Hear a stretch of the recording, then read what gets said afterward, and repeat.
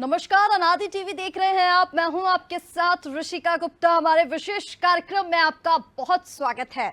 और आज नवरात्र का 8वां दिन, यानी कि मां दुर्गा के 8वें स्वरूप की पूजा अर्चना, उनकी उपासना का दिन। आज महागौरा का दिन है। जानेंगे कि किस तरह से महागौरा को प्रसन्न किया जाए। आज दुर्गाष्टमी भी आज के दिन को कहा जाता है। कन्या पूजन लोग अपने घरों में कराते हैं, हवन पूजन किया जाता है, यानी एक तरह से नवरात्रि की समाप्ति की ओर अब हम बढ़ चले हैं। तो आज हमारे साथ स्टूडियो में पंडित अरविंद तिवारी जी मौजूद हैं। पंडित जी, बहुत स्वागत है अनादि टीवी पर।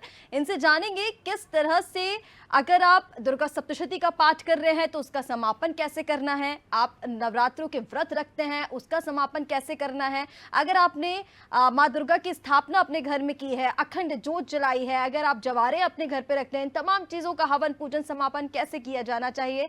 पंडित जी, सबसे पहले जानेंगे आज के दिन का विशेष महत्व क्या है। बहुत सुंदर आपने प्रश्न किया। और आज अष्टमी का दिन है, यानी आज आपकी सबसे ज़्यादा कड़ी मेहनत का दिन है। अष्टमी यानी 8वां दिन। ऐसा माना जाता है कि आज देवी दुर्गा जो हैं या शक्ति स्वरूपा जो हैं वो अपने संपूर्ण स्वरूप को प्राप्त करती हैं। कहा जाता है कि अष्टमी के दिन यदि आपने 7 दिन तक पूजा नहीं की है तो आज अष्टमी के दिन आप ज़रूर पूजा पाठ करें। अष्टमी का दिन 8वां दिन, 8 का नंबर बड़ा विचित्र सा नंबर होता है। यदि आप उसको देखें तो उसमें से निकलने का कोई रास्ता नहीं होता, माने आप जहाँ से चलेंगे वहीं आकर खड़े हो जाएंगे। 8वां दिन माने माता महागौरी का दिन। महागौरी, गौरी का मतलब होता है इतनी सुंदर देवी जिसका वर्णन किया जाना असंभव हो। महागौरी यानी अत्यंत महागौरी, जिनको देख पाना भी मुश्किल हो।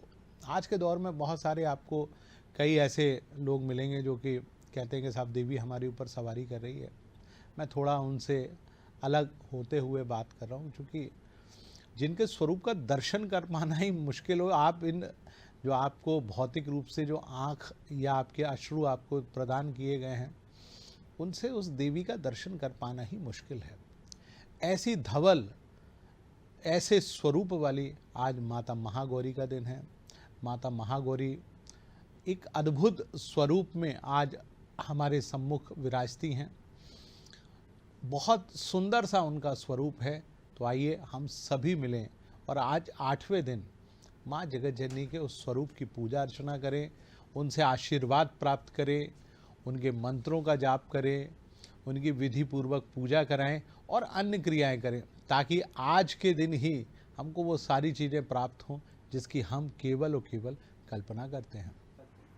बिल्कुल ठीक पंडित जी, आपने एक बहुत अच्छी बात यहाँ पर कही, क्योंकि हम अष्टमी और नवमी के दिन ज़्यादातर ये देखते हैं, लोग कहते हैं कि हमारे अंदर देवी आ गई हैं, और फिर हम ये देखते हैं कि बैठकें की जाती हैं, लोग वहाँ पर आशीर्वाद लेने भी पहुँचते हैं। तो कहीं ना कहीं एक तरह से हम ये कह लें कि ये भ्रम है लोगों का।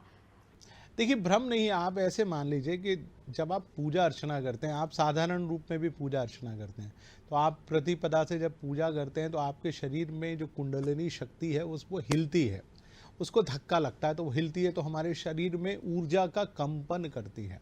तो हमको कई बार ऐसा महसूस होता है कि ईश्वरीय शक्ति हमारे शरीर में प्रवेश करी। देखिए, हर मनुष्य के शरीर में कुंडलिनी शक्ति आपके गुदा द्वार यानी मूल आधार पर बैठी हुई है।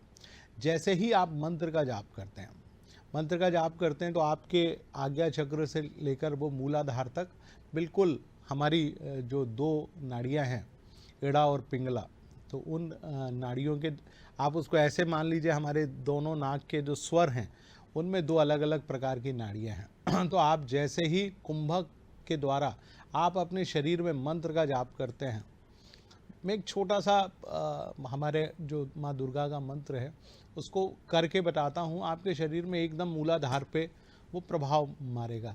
जैसे आप मंत्र इस प्रकार से है, ओम दुम दुर्गाय नमः, ये माँ का बीज मंत्र है। आप क्या करें, ओम में क्या करना पड़ेगा, आपको अपने प्राण वायु अपने मस्तिष्क तक ले जाना पड़ेगी। ओम दुम में आपको उसी प्राण वायु को मूलाधार तक ले जाना पड़ेगा। दुम दुर्गाय नमः, यानी आपको 2 बार प्राणवायु आपके आज्ञा चक्र तक लाना पड़ी और 2 बार प्राणवायु आपको मूलाधार तक लेना पड़ी। आप यदि इसकी कुछ 10 माला जो कि 10 मिनट में होती हैं, आप करके देख लीजिए, आपके शरीर में इतनी ऊर्जा उत्पन्न होगी कि आपको लगेगा कि वो देवी आपके शरीर में आ गई है। नहीं, जो कुंडलिनी शक्ति माँ पार्वती के स्वरूप में होती है वो सहस्त्रार तक शिव से मिलने जाती है। कई बार ऊर्जा इतनी हमारे शरीर की बढ़ जाती है कि हम अनुभव करते हैं कि माँ हमारे शरीर में आ गई। ये संभव ही नहीं है, क्योंकि माँ यदि किसी के शरीर में आएगी तो उसके शरीर के हजारों टुकड़े हो जाएंगे, क्योंकि वो बहुत ताकतवर देवी है। उसका आप अनुभव कर सकते हो, तो आप अनुभव करें और उनकी पूजा अर्चना करें। और आज विशिष्ट दिन है अष्टमी का, तो आज 8वें दिन आप उस जगत जननी की पूजा अर्चना करें, ताकि आपको आपके जीवन में जो लाभ और जो आप माँ से वरदान चाहते हो वो वरदान आपको ज़रूर प्राप्त हो। बिल्कुल पंडित जी, अब देखिए दुर्गा अष्टमी का क्योंकि आज विशेष दिन है, कई लोगों के घर पर कुल देवी देवताओं की पूजा भी होती है। कुल देवी की पूजा विशेष तौर पर कई लोगों के घर पर की जाती है। तो आज दुर्गा अष्टमी के दिन किस तरह से जो दर्शक हैं वो भी यही जानना चाहते हैं कि अपने घर में सुख समृद्धि के लिए वो कैसे माँ दुर्गा की पूजा अर्चना करें, क्योंकि हमने कन्या पूजन कराया जाता है। जो लोग व्रत करते हैं वो विशेष तौर पर कन्या पूजन कराते हैं, तो उसकी विधि क्या है, किस तरह से ये पूरी चीज़ें करानी चाहिए? बिल्कुल, देखिए माँ जगतजननी जो हैं 2 प्रकार के वाहन पर विराजती हैं। एक तो सिंह वासना भी हैं और दूसरा वृषारूढ़ा यानी वृषभ यानी बैल पर भी विराजती हैं, और तीसरा स्वरूप उनका पद्मासना है, पद्म यानी कमल पर भी विराजती हैं। महागौरी हैं, अर्थात गौर यानी धवल रंग की जो चीज़ें हैं आज उनको बहुत पसंद होती हैं। भगवान शिव की जब माता पार्वती तपस्या करने गई, कई हजार वर्षों तक तपस्या करती रही, उनका शरीर काला पड़ गया। माता को प्रभु ने गंगा जल से स्नान कराया, उसके बाद दुग्ध से स्नान कराया, तो उसके बाद माता का रंग जो है धवल स्वरूप में बिल्कुल गौर वर्ण की हो गई। इसलिए उनको गौरा भी कहा जाता है, गौरी भी कहा जाता है, जो नाम से आप पुकारें। ये वो देवी हैं, जब माता सीता का स्वयंवर होने वाला था तो भगवान राम को वो वरना चाहती थी। भगवान राम को जैसे ही उन्होंने अपनी वाटिका में देखा तो उन पर वो मोहित हो गई। प्रभु भी उनको देखते रहे, वो भी उनको देखती रही, मोहित हो गई। तो फिर वो माँ गौरी के पास गई और उन्होंने प्रार्थना की।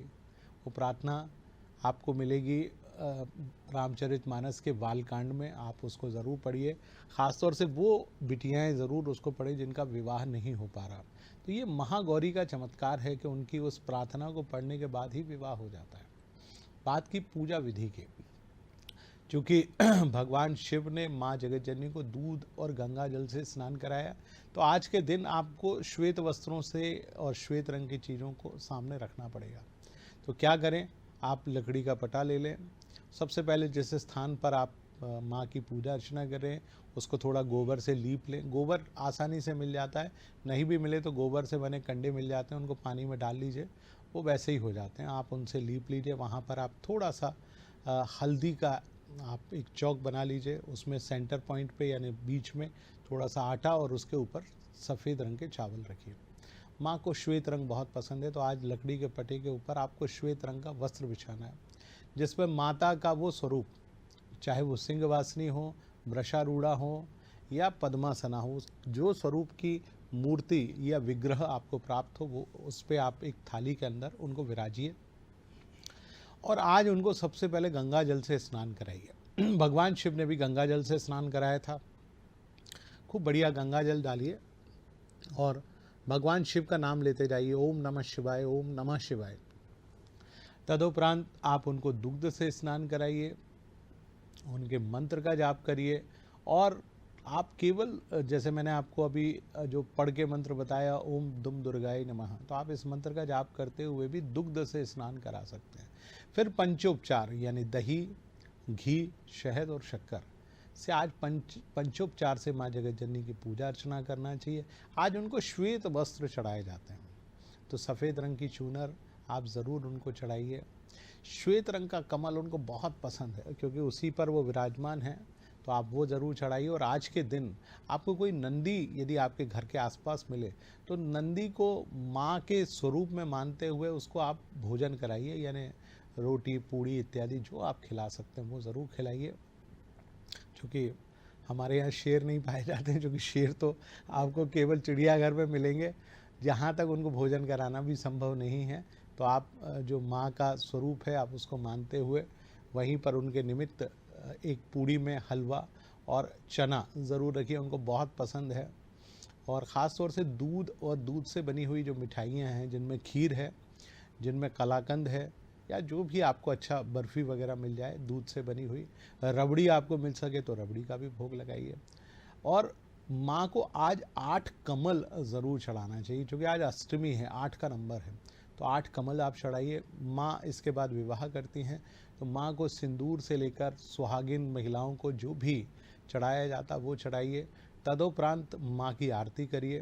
और जैसे आपने कहा कि आज कन्या पूजन कराया जाता है, तो आज चूँकि माता की जो आयु मानी गई है वो 8 वर्ष की है, तो चूँकि इसीलिए अष्टमी भी है, तो वो आज 8 वर्ष की कन्याओं को आप अपने घर में आमंत्रित करिए। 8 की संख्या में आमंत्रित करिए, 8 से ज़्यादा हो जाए तो बहुत बेहतर है। उनको घर बुलाइए, पैर उनके धुलाइए, पैरों में आलता महावर लगाइए, मस्तक पर सिंदूर का एक तिलक करिए, जैसे आप माँ को करते हैं, माँ मानते हुए करिए। देखिए 8 वर्ष की कन्या माता के स्वरूप में आज के दौर में बहुत सारी जगह देखने को मिल रहा है, छोटी छोटी बालिकाओं के ऊपर अत्याचार हो रहे हैं, उनसे बचिए। बच्चियों में आप ईश्वर के दर्शन करेंगे, माँ के दर्शन करेंगे, तो वो माँ आपको सहज रूप में आपको आशीर्वाद ज़रूर देगी। इन सब चीज़ों से बचिए। तदुपरांत उनके ऊपर चुन्नी चढ़ाइए, उनको अपने हाथ से हलवा, पूड़ी, खीर और आलू और चने की सब्ज़ी ज़रूर उनको दीजिए, दक्षिणा दीजिए। उसके बाद उनको विदा करके घर तक छोड़ के आइए, ताकि रास्ते में उनके साथ कोई परेशानी उनको ना हो। इस प्रकार आप करेंगे तो माँ जगत जननी, आपने कुछ भी पूजा पाठ नहीं भी किया होगा और आप इसको करके देखेंगे तो मेरा दावा है कि आपको माँ जगत जननी के 8 दिन या 9 दिन की पूजा का पूर्ण फल अवश्य प्राप्त होगा। आपको भी इस चीज़ का ध्यान रखना है कि किस तरह से आपको सुबह से उठकर पूजा अर्चना माँ की करनी है और उसके बाद फिर आपको किस तरह से कन्या पूजन कराना है। लेकिन पंडित जी, आज दुर्गा अष्टमी का विशेष दिन है। समय की कमी के कारण, क्योंकि हर कोई आज के समय में बिजी है, ऑफिस वर्क भी, महिलाएं भी ऑफिस वर्क काफ़ी ज़्यादा कर रही हैं, तो अगर जैसे दुर्गा सप्तशती का पाठ कोई 9 दिन ना कर पाए तो कहा जाता है कि अष्टमी के दिन आप पूरा पाठ कर लो। तो किस तरह से वो पाठ आज के दिन किया जाए और फिर उसका हवन किस तरह से किया जाए? बिल्कुल, बहुत सुंदर आपने प्रश्न कहा। यदि आप 7 दिन तक दुर्गा सप्तशती का पाठ नहीं कर पाए हैं तो पाठ करने की विधि कुछ इस प्रकार से। सबसे पहले तो आप सबसे पहले आप गीता प्रेस गोरखपुर की एक पुस्तक ले लीजिए जिसका नाम है दुर्गा सप्तशती। आप पूरा नहीं पाठ कर पाएँ तो उसमें दुर्गा सप्तशती के 7 श्लोक दिए गए हैं, जिसको सप्त श्लोकी दुर्गा भी कहा जाता है, उसको पढ़ लीजिए। उसके बाद माँ दुर्गा के अष्टोत्तर नाम यानी 108 नाम हैं, उनको पढ़ लीजिए।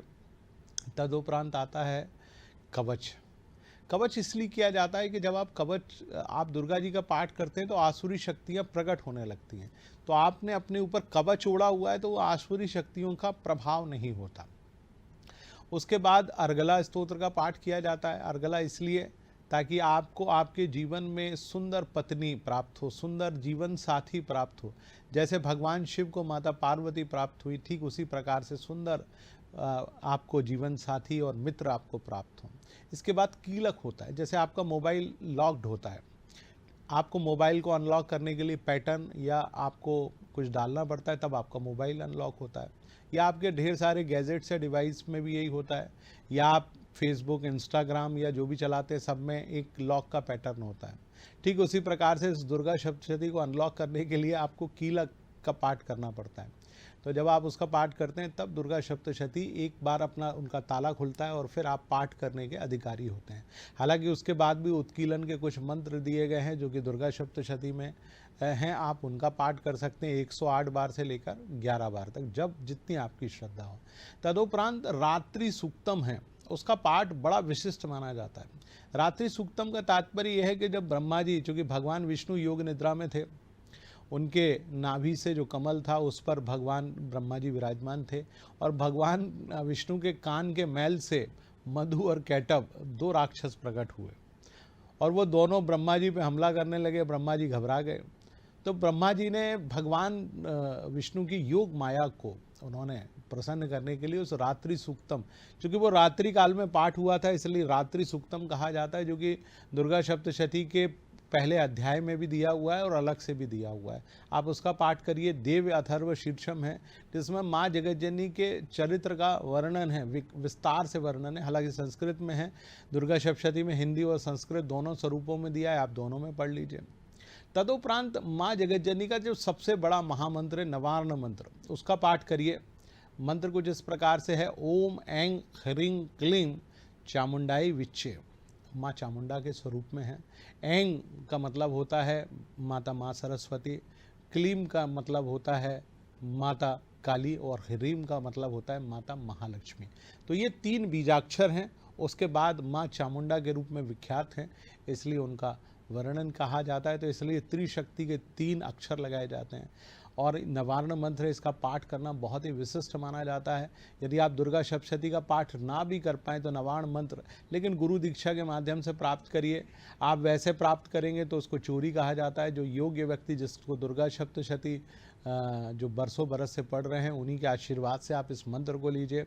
तदुपरांत दुर्गा सप्तशती का पूरा पाठ करिए, पहले अध्याय से 13 अध्यायों तक। अंत में आप एक बार पुनः नवार्ण मंत्र करन्यास करिए। फिर उसके बाद आप सिद्ध कुंजिका स्तोत्र का पाठ करिए, क्योंकि आपने कीलक से उनको चाबी से खोल तो लिया, अब उसको फिर लॉक भी करना है, क्योंकि आप उसको ऐसे नहीं छोड़ सकते। तो दुर्गा सप्तशती में जो अंत में सिद्ध कुंजिका स्तोत्र है उसको पाठ करिए, तो वो फिर से लॉक्ड हो जाएंगे। वो दिया भी उसी क्रम में है। इसके बाद माँ से प्रार्थना करिए। देव अपराध क्षमा स्तोत्रम उसमें दिया हुआ है कि माता के निमित्त आपने जो भी पाठ किया है, उसमें जो भी आपसे अपराध हो गए हैं, उन सभी की क्षमा मांगने के लिए आप माँ से क्षमा मांगिए, क्योंकि वो माँ हैं, अपने बालकों को, बिटियाओं को सहज रूप से क्षमा कर देती हैं। तो ऐसी माँ जगज्जननी के निमित्त आप देव उसको पढ़िए। इसके पढ़ने के बाद आप चाहें तो जो आपने पढ़ रहे थे उन मंत्र से आप हवन भी कर सकते हैं। 700 मंत्रों से, उनमें कभी भी सिद्ध कुंजिका, कवच, कीलक और अर्गला के मंत्र से हवन नहीं किया जाता, इतना ध्यान रखिए। और नवार्ण मंत्र से हवन जरूर होता है। 108 मंत्रों से आप हवन करिए। हवन में आप तिल, जौ, घी की सामग्री बना लीजिए। आजकल बनी बनाई हवन सामग्री आपको बहुत सारे शुद्ध स्थानों पर प्राप्त होती हैं। हवन करिए। हवन के उपरांत आप 8 कन्याओं को बुलाइए, उनको भोजन कराइए, उनसे आशीर्वाद लीजिए। रात्रि काल में माता के निमित्त भजन करिए, नृत्य करिए, बहुत प्रसन्नता होती है। आप लोग पब, डिस्कोथेक वगैरह जाके उस आनंद का प्राप्ति नहीं कर सकते जितना आनंद आपको भजन और कीर्तन करके माँ जगज्जननी के सम्मुख प्राप्ति होगी। तो उसको करिए। उसके बाद माँ को प्रसन्न करिए, क्योंकि अगला दिन माँ सिद्धिदात्री का है। आपको सफलता आज ही के दिन तक की मेहनत से मिलेगी। यानी आज आपका फाइनल एग्ज़ाम है, फाइनल एग्ज़ाम दीजिए और सफलता प्राप्त करिए। तो आज फाइनल दिन है, यानी कि आज ही आप माँ को प्रसन्न कर लीजिए, फिर कल का तो नवा दिन सिद्धिदात्री का दिन है। लेकिन पंडित जी, जैसे कि आपने कहा कि हम बात भी कर रहे हैं, आपने कहा कि पब डिस्को लोग चले जाते हैं और बहुत ज़्यादा बिजी है, बिजी लाइफ सभी की हो गई है। कई लोग क्या करते हैं कि यूट्यूब पर वो सोचते हैं कि हम सुन लें, तो क्या सुनने मात्र से उस पाठ का लाभ मिल जाता है? यूट्यूब पर लगाया दुर्गा सप्तशती का पाठ, फिर वो सुन रहे हैं, तो उससे लाभ मिल सकता है क्या? बिल्कुल। देखिए, यदि आपको उच्चारण नहीं आता, खास तौर से सारा खेल संस्कृत का है। मैंने एक बार अपने इसी प्रोग्राम में कहा भी था कि ये कीवर्ड्स होते हैं, जो मंत्र हैं वो कीवर्ड्स होते हैं। जैसे आप यूट्यूब पे या आप अपने ट्विटर पे, फेसबुक पे, इंस्टा पे कुछ कीवर्ड्स लगाते हैं तो आप पूरे ब्रह्मांड में फैल जाते हैं। ठीक उसी प्रकार से ये जो कीवर्ड्स होते हैं, ये संस्कृत के नोट्स होते हैं। इनका एक स्वर लहरी है, विशिष्ट स्वर में इनको बोला जाता है। यदि उस स्वर लहरी में यूट्यूब पे उपलब्ध है, आप इनको श्रवण करेंगे। हमारे यहाँ कहा गया है श्रवण, कीर्तन और उच्चारण, इनके करने मात्र से ही ईश्वर प्रसन्न होता है। तो आपको नहीं आता, बिल्कुल आप यूट्यूब पे लगाइए, लेकिन किसी ऐसे संत का आप लगाइए जिसमें उच्चारण शुद्ध हो, उसको आप ध्यान से श्रवण करिए। क्योंकि दुर्गा सप्तशती का पूर्ण उच्चारण में सुनना लगभग 1.5 से 2 घंटे का समय, बीच में मत उसको छोड़िए। मालूम पड़ा आपने एक अध्याय सुना फिर छोड़ दिया, कृपया कर यदि आप सुने तो पहले अध्याय से 13वें अध्याय तक सुने, उससे आप हवन भी कर सकते हैं। मुझे लगता है ज़रूर लाभ होगा। तो अगर आपके पास समय नहीं है, वैसे तो आपको उच्चारण खुद ही करना चाहिए, पूरा पाठ खुद पढ़ना चाहिए, लेकिन अगर आपके पास समय नहीं है तो आप इस तरह से भी माँ को प्रसन्न कर सकते हैं। पंडित जी, नवरात्र का क्योंकि समय है, श्राद्ध पक्ष में कोई खरीदारी नहीं की जाती, पुराने लोग जो कहते हैं, शास्त्रों में जो लिखा हुआ है, तो नवरात्र में क्या खरीदारी का भी विशेष महत्व होता है? और क्योंकि आज दुर्गाष्टमी है। बिल्कुल। मैंने बहुत सारे ऐसे लोग हैं जिनको मुहूर्त प्राप्त नहीं होते हैं, तो मैं हमेशा कहता हूं कि माँ जगत जननी से बड़े कोई दिन नहीं होते, जो कि शारदीय नवरात्र वो नवरात्र थे जिसमें हर प्रकार के शुभ कार्य किए जा सकते हैं। गृह प्रवेश, मुंडन, नया वाहन खरीदना, नया घर खरीदना, आप कुछ भी करा सकते हैं, क्योंकि ये माँ के दिन हैं। ये दिन साल में 2 ही बार आते हैं, क्योंकि अश्विन मास में और चैत्र मास में। तो आप इन दिनों में ज़रूर करिए, कुछ भी खरीद लीजिए, माँ का नाम लीजिए, माँ के मंत्र का जाप करिए। आप खरीदेंगे, आपको ज़रूर माँ उसको कई गुना आगे बढ़ाएगी। बिल्कुल पंडित जी, और इसके साथ साथ दान का क्या महत्व होता है? क्योंकि दान को लोग, अभी हम देख रहे हैं चैरिटी की अगर हम बात करें तो अनाथ आश्रम में कई लोग जाते हैं, कई लोग एनजीओ से जुड़ जाते हैं, लेकिन नवरात्र में इसका विशेष महत्व क्या होता है? क्या दान करना चाहिए? आज के दिन क्या दान किया जा सकता है? बिल्कुल, देखिए आज 8वां दिन है। आप कन्याओं को भोज करा रहे हैं तो आपको अन्नदान करना चाहिए। अन्नदान का बड़ा महत्व माना जाता है। अन्न में क्या क्या जो खाद्यान्न होता है, गेहूं हुए, चावल हुए, दाल हुए, तेल हुआ, घी हुआ, शक्कर हुआ, ये आप दान करिए। आप चाहें तो सब्जियों का भी दान कर सकते हैं, क्योंकि माँ शाकंभरी थी, वो भी माता महागौरी का ही एक स्वरूप था।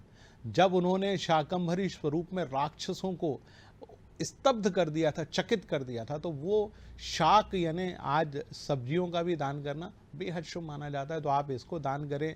और ख़ास तौर से वृद्ध महिलाएं या ऐसी युवा महिलाएं जो कि जिनका अब सुहाग नहीं रहा है, या जो सुहागन भी हैं जिनके पास अन्य आय का कोई साधन नहीं है, तो आप उनको धन का दान भी कर सकते हैं।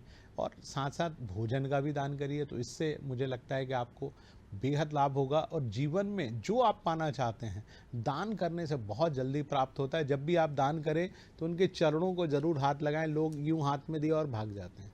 भैया किसी को दान कर रहे हो तो उसका आशीर्वाद भी लो, चाहे वो किसी भी जाति, किसी भी वर्ग या किसी भी संप्रदाय का क्यों ना हो। आपने दान दिया है, इसका मतलब है आपको उससे प्रतिरूप में आशीर्वाद लेना है। आशीर्वाद लीजिए और चले जाइए। तो बिल्कुल दान का भी विशेष महत्व है आज दुर्गा अष्टमी के दिन। और चलिए पंडित जी, समाप्ति की ओर चलेंगे और मुहूर्त के बारे में एक बार जान लेंगे। किस मुहूर्त में, किस पंचांग में माँ की पूजा अर्चना आज करनी है? देखिए, बिल्कुल आज माता महागौरी है और उनकी पूजा आज प्रातः काल में ही की जाती है। तो प्रातः काल सुबह 5:30 बजे से 7:30 बजे के बीच में आप पूजा कर सकते हैं, बहुत बेहतर है। नहीं तो 7:30 से 9 बजे के बीच में भी आज आप पूजा अर्चना कर सकते हैं। आप बिल्कुल माँ की पूरे श्रद्धा भाव से, जो कि आज परीक्षा का सबसे कठिन दिन है, आज माता आपकी बहुत परीक्षा लेने वाली, क्योंकि कल परिणाम निकलने वाला है, सिद्धिदात्री का दिन है। आप बढ़िया से पूजा करिए। आप आज के दिन ब्रह्मचर्य का जरूर पालन करिए। अष्टमी का दिन 8वां दिन होता है, बड़ा कठिन दिन होता है। जो भी माताएं बहनें आपको दिखें, किसी भी स्वरूप में दिखें, आप उनमें उसी माता महागौरी के स्वरूप का दर्शन करिए और निकल जाइए। आप देखेंगे कि माँ जगत जननी आपकी मनोकामना भी पूर्ण करेंगी, और इसी बहाने दुर्गा यानी शक्ति के दर्शन भी आपको प्राप्त होंगे। बिल्कुल, तो किस मुहूर्त में पूजा अर्चना करनी है, किस तरह से, किस विधि विधान से आपको पूजा करनी है, किस चीज का दान करना है माँ दुर्गा को, ये तमाम चीजें आपने पंडित जी से जानी। आज दुर्गा अष्टमी का विशेष दिन है, समापन का दिन है, और जैसे अभी पंडित जी ने कहा कि आपने पूरे 7 दिन एग्जाम्स दिए हैं, तो आज परिणाम का दिन है। कल क्योंकि आपको इसका परिणाम देखने को मिलने वाला है, तो आज के दिन विशेष हवन पूजन का महत्व होता है। तो चलिए माँ दुर्गा से प्रार्थना कीजिए कि आपके जीवन में सुख, समृद्धि और शांति का प्रवाह हमेशा बना रहे। फिलहाल मुझे दीजिए इजाजत। नमस्कार।